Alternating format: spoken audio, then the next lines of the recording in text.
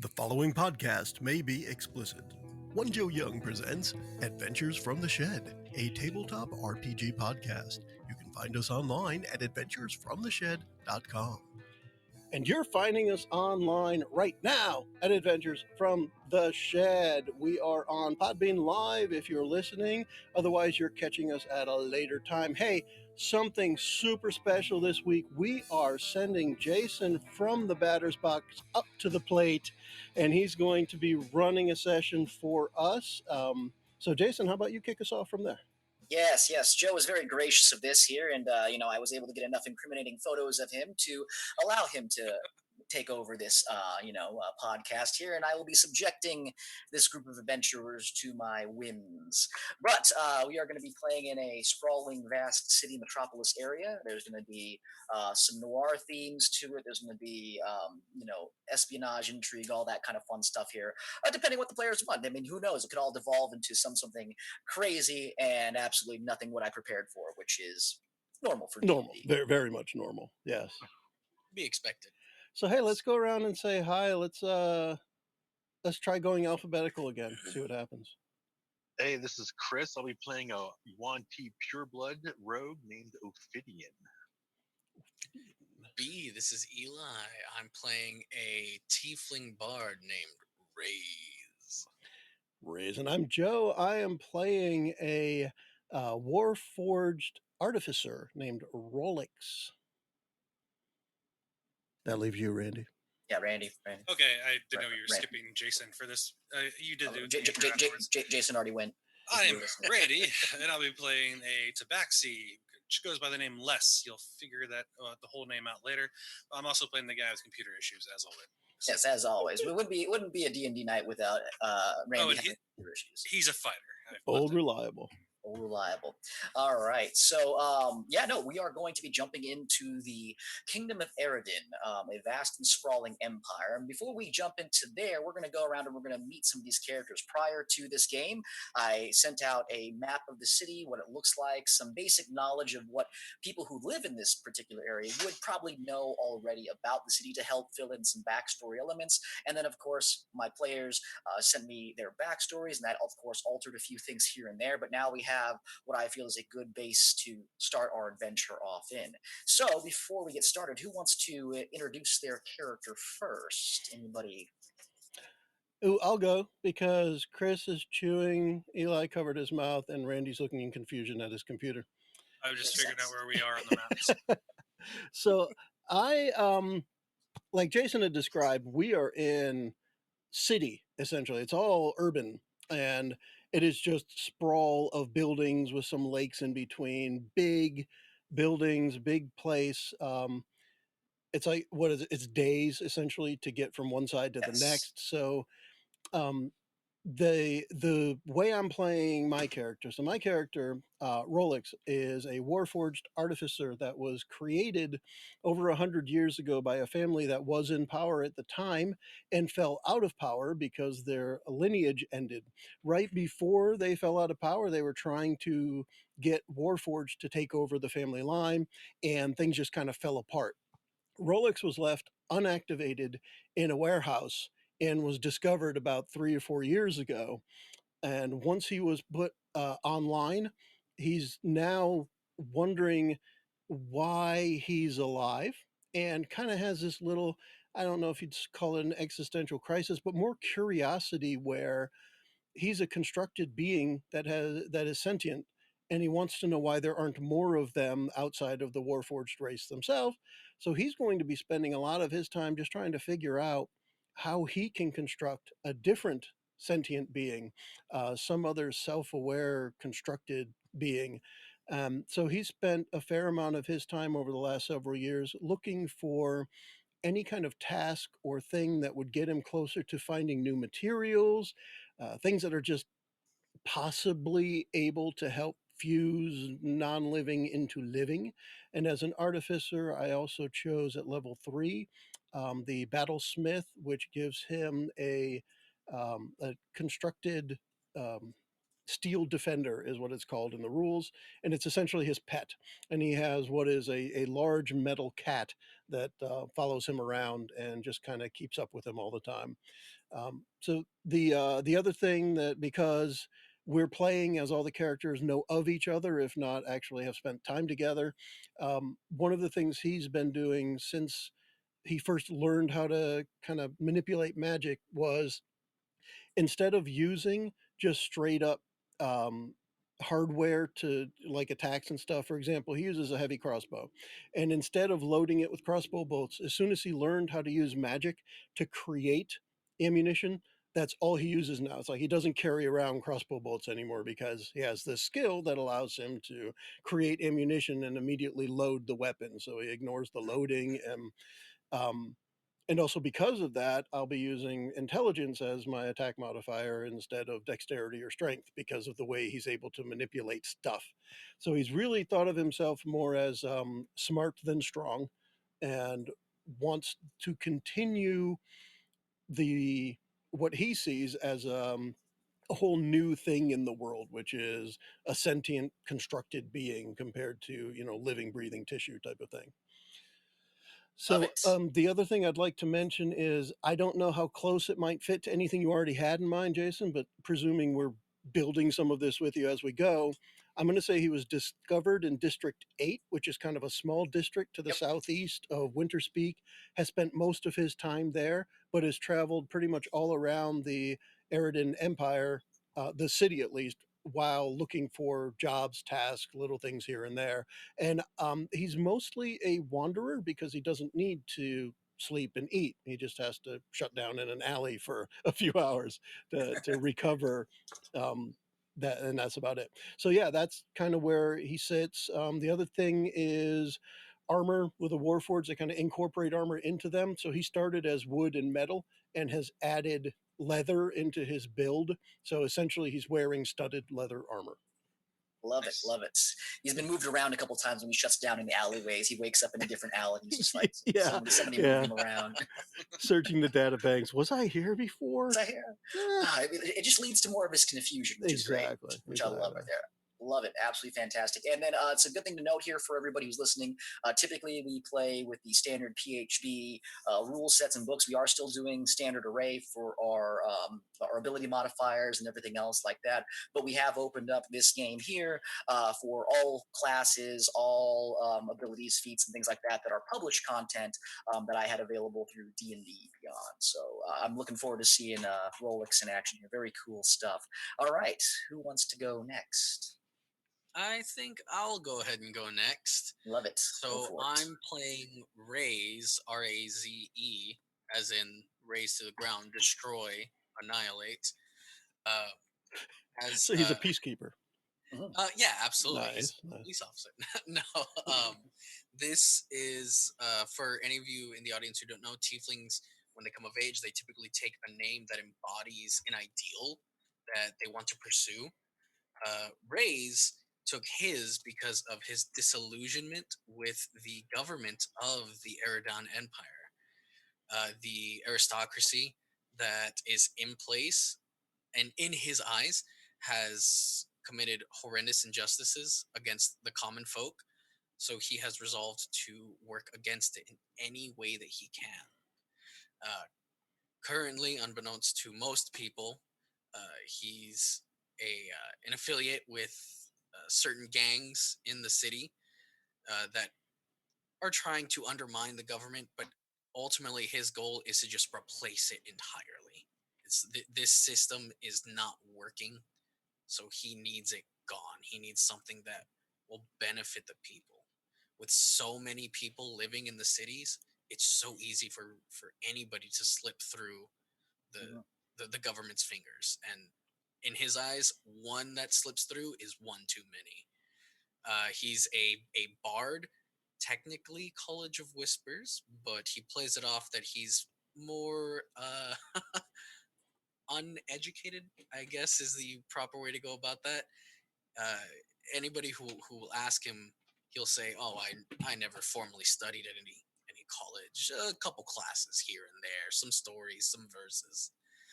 His entire concept is the deal with the devil. Uh, so while he is a tiefling, I chose some unique traits for him that are different from regular tieflings. So he doesn't cast a shadow. He's got goat legs and hooves. And he's while being kind of tall, he usually walks with a hunch. His whole shtick is to get people to talk themselves into contracts with him, and then from there he'll extract information, favors, coin if he needs it, just anything to further his cause. He will he'll swindle any nobleman, any businessman, any person of remote power that he has to. Okay. Yeah, that's awesome. I love it. Uh, who wants to come up next? Because that's really all I have to share about him. Okay, yeah, no, that was great. I mean, I wanted to keep going. That's what I was like, oh, I love well, it. I mean, I I'm could just, I'm keep just kidding. going. No, we'll feel save like it. those We'll save it. details- Yeah, we'll save it for the game, for things coming out Exactly. there. But love it. Very good stuff. All right, so Randy, Chris, who wants to go next? I'll go. I am playing a big cat person by the name of Tabaxi, or it's a Tabaxi. Not his name. What's your name? Tabaxi. What are you? I'm a Tabaxi. Tabaxi. Tabaxi the That would Tabaxi. work. No, what is your name? What is your race? What is your occupation? Tabaxi, names- tabaxi. He's a tabaxi driver. You're just gonna say Tabaxi like He's a taxi Okay. cat. No. His name's no longer Les. It's now Tabaxi. So I'm kidding. Tabaxi have unique names. Kind of reminds me of like 70s hippie kind of standards. People have names usually such as like Flowers of the Sun or River Flowing Through Rain or something. I went with Follower of Paths Less Taken. His name is Les for short. He is from the High River clan. He got his name from his mother because he always seems to go a different direction than his younger siblings, usually leading to trouble. At the age of 16, he was recruited by one of the warring families. Always kind and caring, he takes care of anyone in need and will protect anyone that is in danger and cannot defend themselves. The last several years, he has found himself no longer in an army and has been a free agent helping his friends and comrades do various missions, always with a smile on his fuzzy face. He doesn't say much about his time as a soldier, but he always speaks highly of the family, as he calls them, and says he wouldn't change the side he fought on for anything in the world. He's a fighter. He's I have him using a shield that you cannot make out what emblem is on it because I think he plays off of Joe's character quite well. He's from the same family that Joe's Warforged played on. And, that's good to know. he does have he does carry their emblem on him still, but he keeps it hidden because he knows that if he was seen out with that, it would not go very well for him. So he keeps that hidden. So even though he's friendly towards everyone, he definitely stays in the shadows when it comes to that family. Okay, good stuff. Good stuff. Tabaxi the Tabaxi. I love him. All right. Less. And then not less. Because less is more. Less is yes, more. that's More or less. Yes. All right. And then Chris, last but not least, man. All right, so my character's name is Ophidian. I'm playing this as an androgynous character. Nobody really knows if it's male or female. It's a one-teeth pureblood, which basically means it looks human. It might have something that looks snake-like maybe eyes or scales on the skin, which this person would hide to move about society, because usually the one-teeth purebloods are used to spy on other races, and basically they want to take over the world. That's kind of the thing, and it's the other races as just meat. You're either one-teeth or you're meat. But I'm playing this a little bit differently, where they might look down upon other races, but they enjoy interacting with other races and cultures they almost overindulge on the luxuries and the food and the flesh and the fine dining and everything that goes along with it. So my character is just kind of like doing that spy job just so they could have as much fun as possible and keep it going. They just want to keep the party going the whole time. So a little bit with that, they'll almost like screw up a mission just to kind of keep the party going and not give completely everything to their wanty masters. They also have I have this person that's very good at persuasion and deception and disguising. So I have a couple of aliases and personas. One of them is a member of the legal counsel to Jondal Pashar, one of the families here.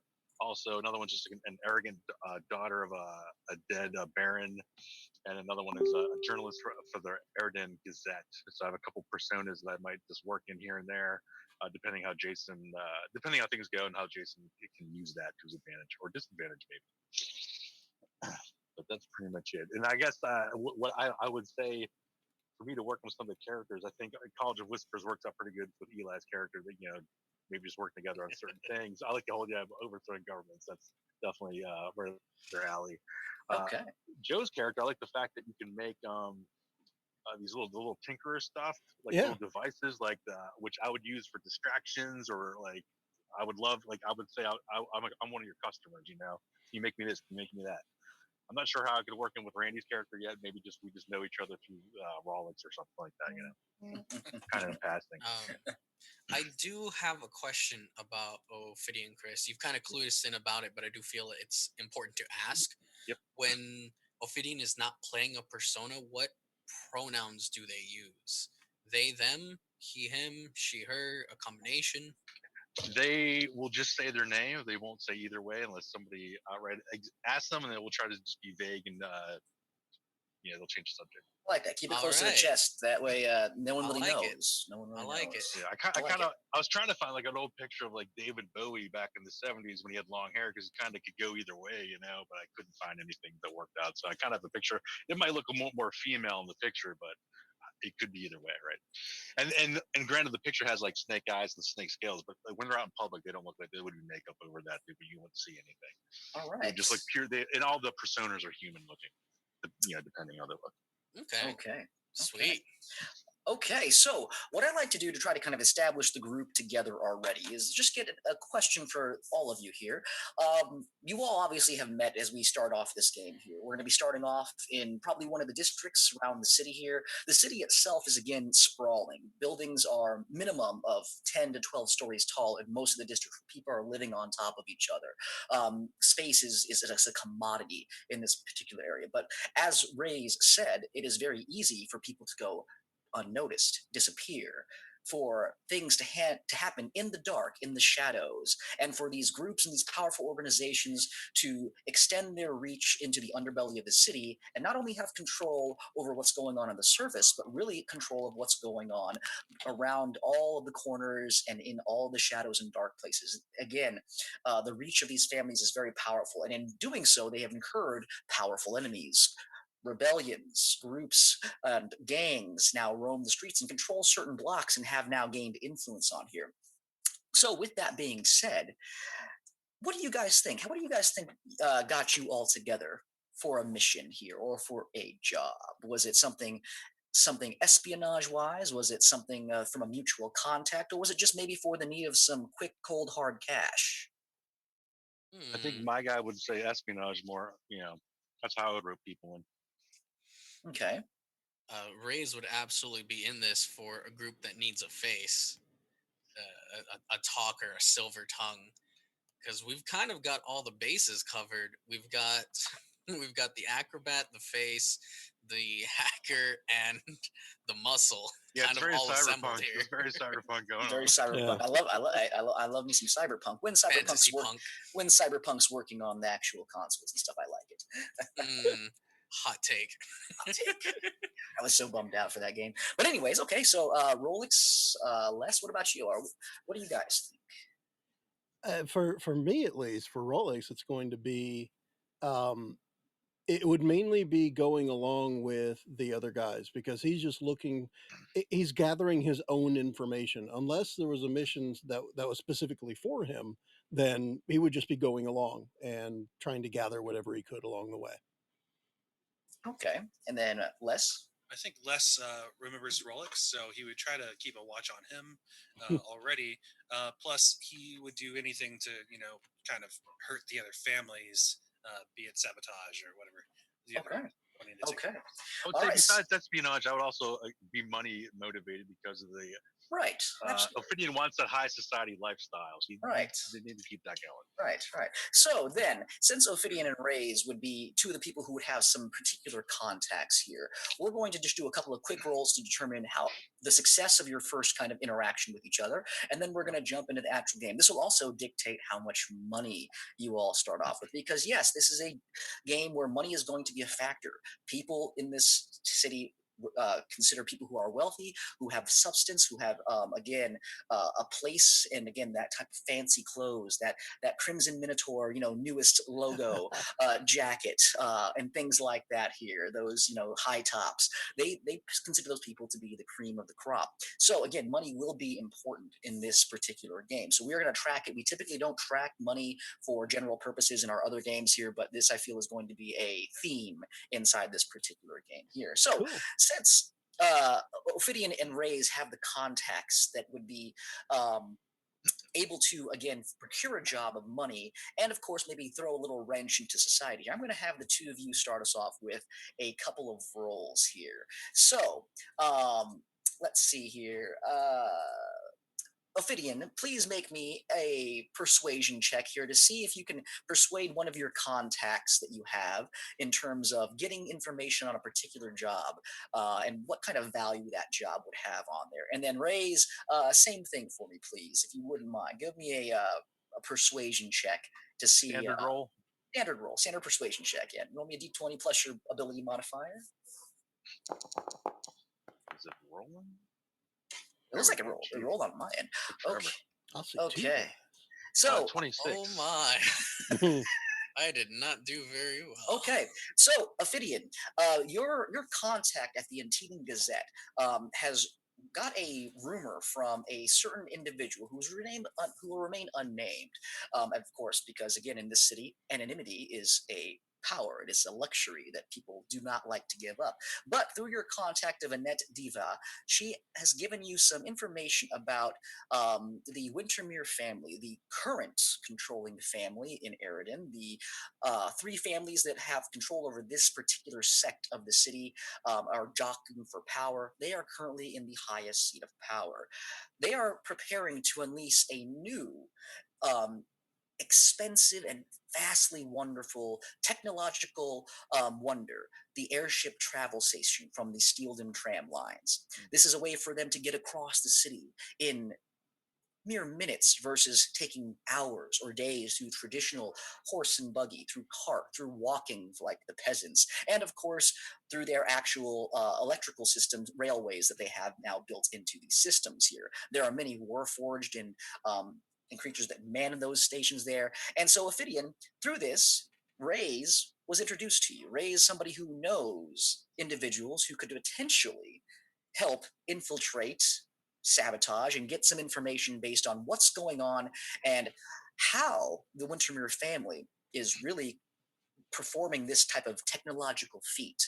Now, unfortunately, Ray's contact was not very good with his role, and that will affect kind of how you guys performed in getting into the actual a particular building and things like that here. But we have two other individuals that you brought on to this job here. We have Les and we have Rolex, who are hired on to help again get into the Steelden tramways and to their factories here. Rays, unfortunately, the tips that you had as far as how to beat security just weren't good. They weren't very knowledgeable. And your group quickly fell into the spotlight and sirens were alarmed. And again, you had to think fast on how to again escape the situation. So Rolex and Les, what would you two do in this particular situation, hired on to again help these two sabotage or again get information that can implicate the Wintermere family? But it's kind of went sideways with Ray's not so good tip off. Wow. Honestly, I'm trying to think of where Rolex would care. Okay, that's fine. Really, I'm just thinking of, does it matter? I mean, I guess he would care if Ray's or Ophidian actually got in trouble. If they Okay. needed to be bailed out of something. But in the meantime, if it just wasn't going well, I think he'd just roll with it. Rolex, Okay. Les, what do you say? Les would mostly follow with their lead, but he would also just tell them that he knows a lot of the people, so he could probably, be asked to go and ask around for more information next time, and he could go and see what he could find out. Raises contacts weren't good enough, but I know people. I know some people here. Okay, then let's just go ahead. Rolex and Les, please make me just an insight check to see if you guys would react in a certain way based on how the situation is devolving.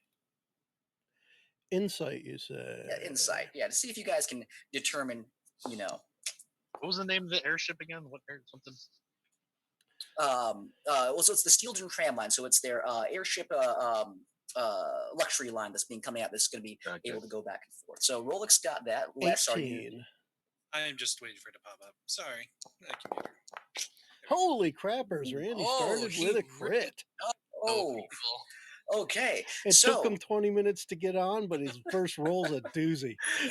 so Rolex and Les, you actually again realize that Ray's contact has led you into the wrong area of the factory, and it is again something that where high security is and things like that here. The two of you, with your quick actions, were able to Rolex. You were able to pose as one of the Warforge, almost kind of like laborers that are wandering around the actual facility and putting together and doing a lot of the heavy lifting. And Les, you're able to again posturize that the fact that you are a foreman, or you're like a actual person who works here. And some of the people who are the laborers in this factory, you do know them. You are something they know. And they go, "Oh, what's up, Les? How you doing?" And you're able to again bypass this information, and you're able to get closer inside. Now, we're going to speed forward here because I want to get into the actual game, and I just kind of want to set this up as far as how you guys came into here. Ophidian, you're looking for information on how this technological feat, when the city is struggling for power, the city is struggling for resources. The long held rumor of the Wintermere family is that they can no longer produce the materials to create these things, but yet they're creating these grand, obscenely luxurious airships. And then Rays, you are there as well. You have been given information from your contacts at the Fifth Form that they don't want these things to fly. They want these things to stay on the ground and embarrass the Wintermere family, to again upset the power balance and really show them in a poor light to the masses. So with that, I just want all four of you to make me a D20 roll, just a straight roll, no modifier on this. We're going to see how lucky the group is in terms of achieving this kind of first mission here. Let's see here. 18, 12, 11. Did I roll mine? I didn't see yours roll yet. The heck? There we go. Jeez. It's not looking too bad thus far. Okay. Oh, nice. All right. Well So, above average. above average, absolutely. Yeah. Perfect. Above average. So the group is successful. You guys were able to, Ophidian, you were able to find out that the cities, the districts 12, districts 15, where they have so much poverty, so much hurt. And again, Rays, you are familiar with this area because this is where a lot of the rebellious groups are at, the ones that want real change, a lot of the home bases for gangs and organizations that are against the aristocracy are again founded.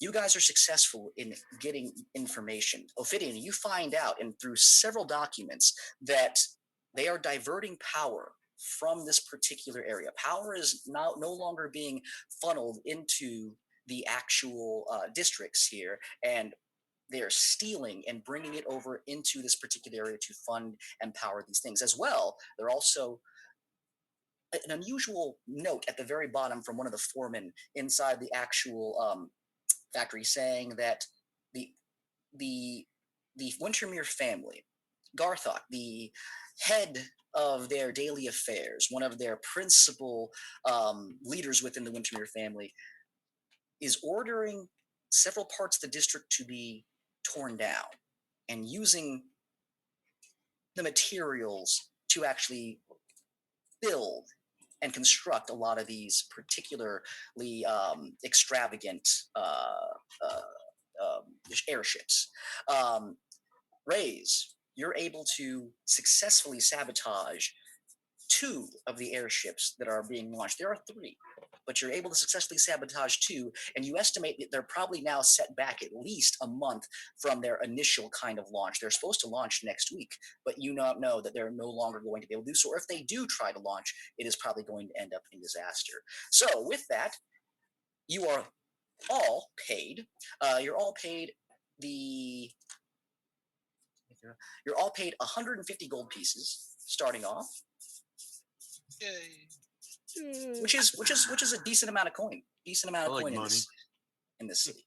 A decent amount of coin in this city here, and that is where we are going to begin the game. After this heist, several days after here, the city itself has spread gossip and rumors that there was an accident at the factory, and the grand unveiling and the ceremony where they were going to have all the families present, and they were going to have all these wonderful celebrations and things like that, celebrating the Wintermeres and their technological achievement, have all been postponed for several weeks. There is growing there's a growing swell raise in the underground as people are seeing this as a sign of weakness, a sign to strike. Some groups are being a little bit bold and saying this is the time that we take things back. So take that with however you want to take that raise. But any questions before we get started? Yeah, what would the Wantee what would they care about these items, or do As they far- have any? As far as which items? I'm sorry. Either like the sabotaging of the airships, or do they care if the Wintermere family are stealing energy from other districts? They're interested in the why, because again, the document itself didn't exactly say how they were stealing. They weren't simply diverting it. They were physically taking things and securing supplies, materials, and energy from this particular district. And this district has recently been in the news that has been quarantined for some time. You guys know that the Wintermere family has sent in the Obsidian Guard, which are a group of constructs that patrol around the city and keep enforcement of the law, and no one is allowed in or out of that particular area for some time. And this was District 14, was it that you said? District 12 and District 15. 12 and 15. Oof, I just split the difference, didn't I? Yep. 12 and 15. Got it. All right, wonderful. And that's where they're stealing the power from. That's where they're stealing the power from, yes. And then parts of those districts, giant chunks of them are quarantined off. Now I'm trying to look at it from so my character, I specifically for Rolex, I picked true neutral. One of the reasons why I was saying he would just kind of roll with it until something bad happens. But is it stealing, or are they just rerouting the power they've made to somewhere else? Is it more like giving it to the rich people and not letting the poor people have it? It is towards the latter. They Yeah. are harvesting energy from that area, and they are using it for their particular purposes. Okay. in But pushing their- they're also the ones that create most of that energy, though. Yes. Yes, Okay. there is their wonderful electrical station that they have built, and it supplies the majority of this part of the city with power. It goes through some hydroelectrics and stuff like that, as there are river systems that flow out into the ocean, into the Dresden harbor, and they get power that way. But for a long time, the city has been struggling, and now all of a sudden, they are having power that they need to unveil and unleash these wonderful, magnificent airships. Cool. All right. Okay. All right. And we have right. 100 gold now. 150 gold apiece. 150. Okay. I 150 heard gold 100. apiece. My mistake. Okay. 150 gold apiece. Okay. So if we're ready, let's kick off game one. What do you guys say? I said we do it. Kick Okay. Let's it. go. All right. So my question to you is, what district do you guys want to start this off in here? Again, District 12 and 15 are run down. There are parts of it that are quarantined off, but again, it's a massive, massive district. You know, it goes for miles and miles and miles and miles in either direction here.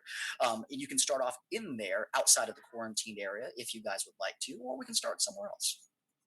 Where would your group go after your particular? Well, where are the airships stationed? It would be in the Winters Peak district. I don't know. I'm kind of up for kind of like starting at that point and then tracing it back. I don't know. Because if we get into District 12, we're going to run that Obsidian Guard, and that can be. I mean, is there incentive for you guys to finish the job if you did 2 out of 3? Yeah, Rays, you would have several of your contacts would be in these districts here, where some of these gangs and some of these places are at. That would be kind of your point of safety in there. Rolex, you've been around the city for several years. You definitely are familiar with these districts, as is Les. So it's up to you guys as far as where that goes. Ophidian obviously was looking maybe towards that high class area, staying in there. That's where Ophidian likes to be. But it's up to the group as far as where you decide to go after this job, this high profile job, this job that you guys had successfully pulled off here, and now you're cooling down just a little bit. I don't want to sully myself with the refuse. Joe actually brings up a good point. Was Were my instructions to disrupt as much of the ceremony as possible, or were my instructions to demolish the entirety of it? It was to disrupt them as much as possible. Okay. If so, in that case, Rays would probably just be heading back to District 12, just a place to lay low for a while, since that area of the city is already being ignored. Nobody's gonna come looking for him there. Okay. That's how Rays would be looking at it. If we're all staying as a group, though, Rays is competent enough to keep himself hidden in the higher districts. Okay. Does it make sense to? I'm just going off some of the news about the whole power shortage thing, and like some of the Wintermere family have gone to the ash furnaces, and there's whistleblowers mentioned. Does it make sense to try to get more information on those whistleblowers? Or that's all we got out of them. What was said in the Gazette. I mean, you can always get more information. Absolutely. I put that stuff out there for you guys to do what you will with. I guess I'd try to work that angle a little bit to see if we can get more intel. To see if we need, it might give us a better. Do we start District 12 or 15, or do we start someplace in the Winterspeak District? Kind of thing. Kind of like the start to the labyrinth. Like, where should we enter? Les, what do you think? Yeah, I would like to pull at that string first. That's me. I think Randy needs to be reminded he's playing less. Yeah, Les. I know I'm playing, He's but doing less is Chris more. is still talking, so I was just kind of waiting. If you guys need me to look around District 12 for anyone who works there to get back in there, if that's what the mission is that you wish to continue, then we can continue doing that. That's fine by me. If not, then I can ask around for other things. Just let me know how I'm most useful. The mission was carried out to the best of our abilities. We have no reason to go and finish the job per se. So let's lay low for a while. Let the heat die down. That's fine. Rolex? Rolex would be fine with the idea of checking out with any whistleblower, simply because it upsets balance. If somebody's blowing a whistle, something bad enough is happening that they're willing to stick their neck out there, and I think that's something he would follow. So I think Rolex would be more than happy to go with Ophidian on that goose chase. Okay. All right. Rays, would you be willing? I mean, it sounds like we have two votes going towards pulling on that string still here. I'm still keeping low, obviously. Again, you guys are still doing your thing. But are you down to join Rolex and Ophidian? With the disturbances we've caused, while it would be in our best interest to lay low, perhaps we can see how the families react I'm to fine with people that. approaching Okay. whistleblowers. Okay. All right. Well, let's begin. You guys are going to start off in the northwestern section of the Winter's Peak district here, right outside of the grand a nature preserve that is held by the Wintermere family. Again, preserving the little bit of forest that is left in this massive, sprawling city. Ophidian, you make your way through opulent city, cobblestone streets. These streets here, they do not, again, reek of of dirt and grime and waste and things like that. Like in some of the other districts, you see high class individuals wandering around, services like taxis with carriages that are luxurious and going down the street in a nice orderly fashion and procession. You hear again throughout the street as you guys are making your way through the murmuring of businessmen and women and these individuals that consider themselves to be the elite class talking in whispers over what happened at the Wintermere's factory. As far as is this a indication that Lord Phineas is actually going to again lose his power in the courts? I'm not sure. I wouldn't say that. You hear these hushed whispers as you're going through, and Ophidian, you make your way into a very very conveniently not convenient, a very humble looking shop. And inside, it is quiet. There are several individuals who are well dressed who are wandering around with goblets and plates of cheese and crackers and things. You make your way into the Phantom's Grasp Art Gallery. This is where you go, Ophidian, to meet with some rendezvous with some of your contacts. And you are there as you all walk in here. You see a man walk up to you. He has very, very trim, greased backed hair. The hair is so thickly greased that it like matches. It looks like it was painted on to the top of his head. He walks up to you and he goes, "Good evening. Um, Welcome back, Master Ophidian. Should I prepare your usual meeting place, sir?" Of course. Very good. And this is the first time I've seen you bring some friends here. Nice pleasure to meet you. Please, this way. And as he turns, several individuals walk over and they hand you guys some goblets with some appears to be pretty good looking wine in it. You guys can choose to take it or not if you would like. And Ophidian, you're walked back through several rooms, and each room has a different theme of art and artistic kind of expression on it. And as you make your way to the back, he opens up a small curtain, and behind that curtain there is a large brass and wooden door, very ornate. And he kind of like raps on it, and inside, Ophidian, you see standing inside the room there is your friend and somebody who you know very well, Annette Divia, the chief editor for the Erridan Gazette, and she is sitting behind a desk, and she has a massive wall of the city, a massive mural of the city behind her with different points and storyboards and pictures and drawings of individuals, Lord Phineas, Duke Jean Dal Pashar. You see them all on there with different things that are attached to each of the names. It looks like there are different stories that she is following up on and leads within the city. As you make your way inside, she goes, "Oh, Ophidian, I was wondering when you were going to make your way back here." She, All right, just to interrupt. So we're assuming that Annette knows my alias of the Shukati Isni, the Gazette journalist. so That's the assumption we're making if this is how this is going to play out. well, it's up to you because again, I thought Ophidian was going to be your common name that was given to everybody. Well, this team, yes, but everybody depends what else I'm doing. Now, Annette can know that. She can know that I pose as Shukati for the Gazette to like interview people and work on stories.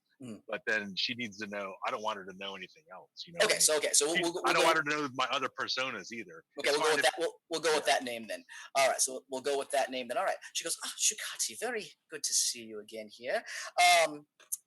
I have something for you." She pulls out the sack of coins that was for the whole group here, and you guys divvy that up for that. And she goes, "I must say, I don't know how you got your friends here to take care of, that whistleblower's job, but well done. Well done. Tell me, But what else did you find at the factory?" not as much as we would like. I was hoping you'd have some more information so we could track this back from Winterspeak District instead of going into District 12 where it could get messy with the Obsidian Guard. Unless you have a contact we can work with on that side of the fence. She looks over at you and she looks at your friend. She goes, "I'm so sorry, Shukati. I mean, I'm terribly. My name is Annette. It's a pleasure to meet all of you here. What are your friends' names?" This is Rolex over here, and Rays, and that little guy over there. That's we'll just call him Les for now.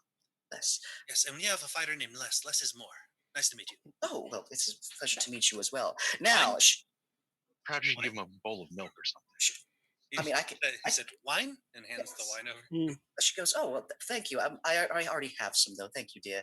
She walks over to the large map on the wall. And she walks up to the center factory that has the airship, like a little drawing of it. And she kind of uncorks that, and she scribbles something down on it, and she kind of re-pushes it back on there. And she goes, "Now, Shukati, I mean, you did a great job here. And again, part of that reward was, again, a little bit of, as you know, discretion in terms of who that person was. I mean, you've already done your job here, I'm going Shikati. to cast suggestion on her. Okay, okay. Very good. What is the save for suggestion? Is it a wisdom save or is it a charisma save? It's a wisdom save, DC 10. Wisdom It's pretty low. DC 10. Okay, let's just. I'm Let's, basically just, perhaps you could tell me the whistleblower's name. all right. Just trying to get the reveal of the identity. Okay, let's just see here. That is a 5 plus, yeah, yeah. So that's a fail. That's a fail for her. The 10 Okay, sided die though. You rolled a D10. I rolled a But I D10. but I'm cool with that. Whatever. I thought- We're gonna roll cool. D30s for attacks. I clicked the wrong thing on there. My bad. So she looks at you and she kind of smiles at you and she goes, "Well, you did such a good job on this one here." She looks around. She goes, "Can these other people here be trusted before?" With our lives. She leans back and she pulls out a looks like to be like as she reaches underneath her desk and clicks a little button. You hear a little and you hear and she pulls out a small note and she puts it in front of you and she goes, "The tip that I got came from Matt." And she just slides it over to you. I take my glass and hit hers. Cheers. Yes, cheers. Now, of course, Shukati, I must say, if you value your job here with us, and if you value your well-being, you do know that you never received any of that from me. Of course, we were never here. This conversation never happened. Good. Good. Take that and do what you will with it here. I have some news to spread over, well, Lord Phineas Wintermere's embarrassing, absolutely embarrassing travesty at his factory. All right, we will leave her to be, and go peruse the art as I check out this note. All right, so as you open up the note here, you see that there is a symbol. It is what looks to be clockwork kind of thing, but instead of the two prongs for the hands, they look to be like serrated teeth on them, and they form almost like a T. And you recognize the name. The name is the Timeless Fang. And this is an individual that has long since been rumored to have been sowing discourse into the actual city. Now, if you want to share that with your friends, you can. I want to. Does Ophidian know anything about that? Make a on history their own? check. Yeah, make a history check.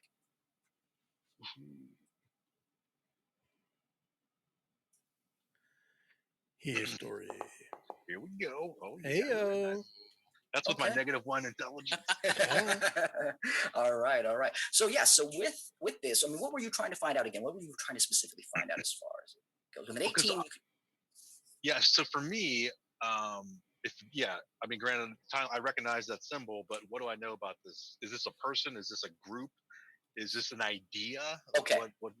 Okay, I just want to know because with an 18, you can learn, you can know a decent amount as far as what you want to know. So you do. There has been again, and this goes into your other alias here, Reserford. You have seen documentation come across desks with the reference of TF, Timeless Fangs, on them here, and their discord that they're sowing, they're gaining power. So it started off as an individual. There was an ideal or a person that was behind this who started and originated deep in one of the districts. They don't know which district he started in here, but it has now spread throughout the remnant, through the bulk of the city. And they have been getting increasing activity and increasing in power, but it did start. There is a singular person that somebody believes in the Jandal Pashar organization, who again your other alias is with. They do believe there's a singular snakehead of this particular organization. Okay, now is this organization known publicly, or is it just on the hush hush? It's in whispers. People who are downtrodden, people who have been hurt by the aristocracy, look at these individuals look at this organization as a beacon of hope, just like some other organizations in there. But there are those who believe them to be, terrorists, people who believe them to be, sowing discord and trying to bring down civilization as we know it. So there are groups on either side. They're my kind of group. Uh, so I don't know we don't know district locations. So, okay. I mean, you can always ask your friends as well. Yeah, I know. I'm trying to see how much I can get out first before I need to dive in, because we definitely want to keep this secret. I don't want these guys to burn my rep with the net, Yeah. Even if accidentally, like they, Yeah. oh, I accidentally said something. Was there anything that the rest of you wanted to do before you guys left her office? For Rolex, at least, he's convinced that art is an integral part of the ability to appreciate art is integral to being sentient. So he will spend more time studying the art, especially if there are different rooms with like different art themes. He'll spend more time studying that than paying attention to his companions. Okay. All right. You said it was just buildings, or were there names on the boards or anything? Yeah, so there were names on the boards. Absolutely, there was names on the boards. There was places on the boards. There's a lot of things on it. She has got that conspiracy theory wall behind her almost. Well, that's would be just checking out, see if he recognizes any of the names from his history with sure. Make an insight check. Skills.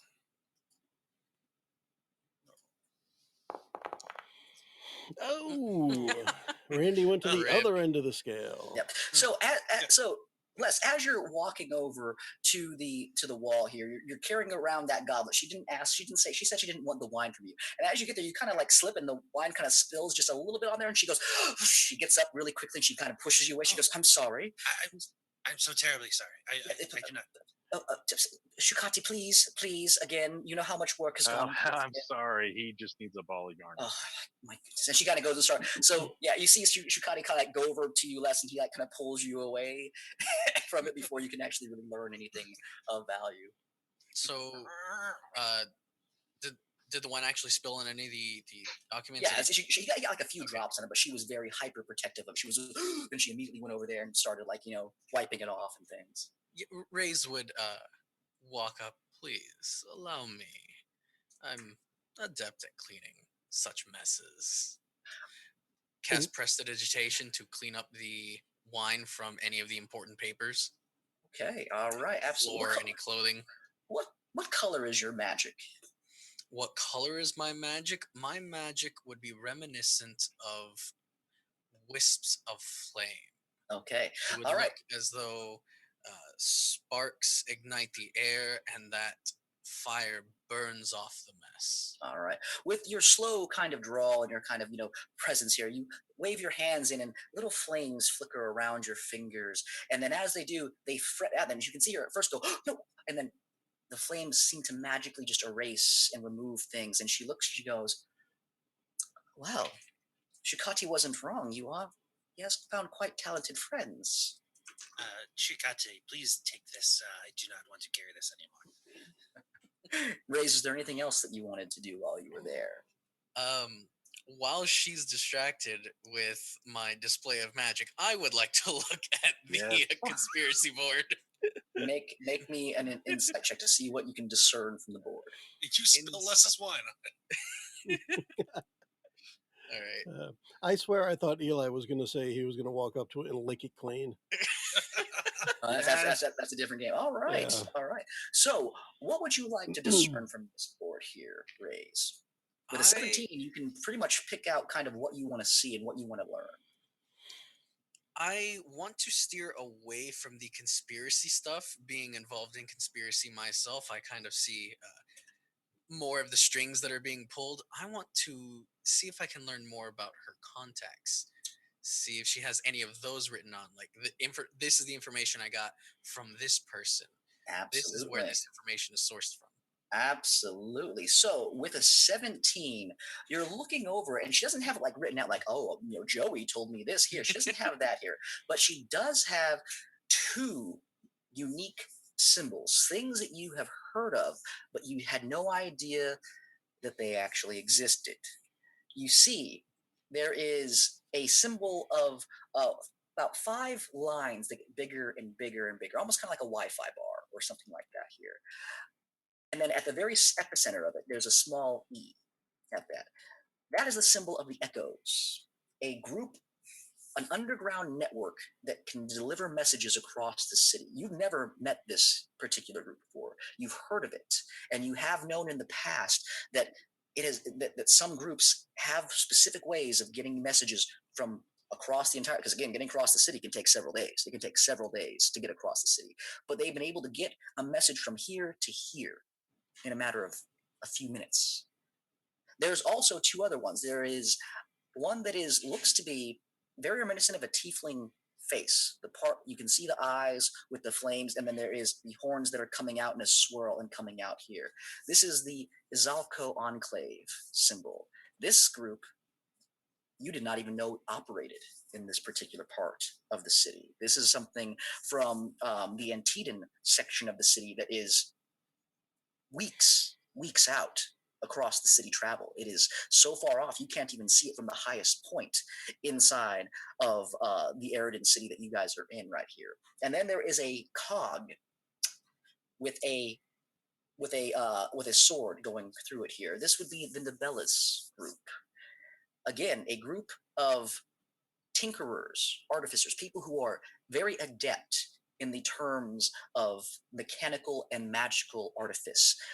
They are a very powerful organization. Again, a group that you had no idea was even operating this area. And both groups, you can see the Azalco Enclave symbol is sitting right next to the picture of Pauline Van Hayden. There is the image of her next to the Van Hayden Fairgrounds on the actual city map. And you can see there's a little symbol for the Izalco right there. And then at the factory that you were just at, and by the Wintermere's wonderful and extravagant power system, there is the Nibellis Group symbol up there. All right, I will make mental notes of that and report Absolutely. that back to the 5th form first chance I get. Absolutely. With everybody spending all the time at this board, I'm thinking Rolex is going to make his way back there, probably as Ray's is finishing up, checking the board out, and he just walk up slowly, put his hand on Ray's shoulder, and say, "So who is the whistle grower?" Excellent. But before you do that, Ray, before you do roll, just make me a straight wisdom check to see how much you learned about art and its significance here. Let's just see how well. Straight I up did- wisdom. I That would think be under checks. I think it's Thistle Sower. Don't be silly. Nope, I didn't gather much. I rolled a So, 2. so you liked several of the simpler ones, like, oh, this is a farm, this is a house, things like that. But like the neo-cubist things, and there was actually just one painting that was just a dot, and you just sat there and you stared at it for longer than you expected, and it just didn't compute as far as how this was art here. Some of the abstract art stuff you just didn't get, but take that for Yeah. what you will. I mean, and that's part of the reason why he doesn't quite get it yet, Exactly, right? exactly. He's convinced that art's going to be part of it, though. All right. With that, Ray's Rolex asks you if you found out who the whistleblower is. Rolex, there is no such thing as whistle growers. Perhaps a whistle carver is what you're looking for, unless you mean the whistle blower. I mean, the whistle grower, the one who makes the whistle bigger so everyone notices that there's a problem. So Makes sense to close, me. my mechanical friend. So close. All right. So with that, the group is now, getting out of the office, and you guys are moving forward here. Ophidian has been reading over the note here and contemplating what's been going on. And before we go further, we will go on a short break here, and we Hey-o. will come back to see what you guys want to do and how you guys want to proceed in this vast metropolis. Cool. Yeah. So we're gonna take about a 10-minute break or so and come back Oh, with the second episode of the night. So for now, we can all say a ciao. bye for now. Bye. Adios. The preceding podcast was brought to you by One Joe Young. You can find us online at adventuresfromtheshed.com. Looking at you, Randy.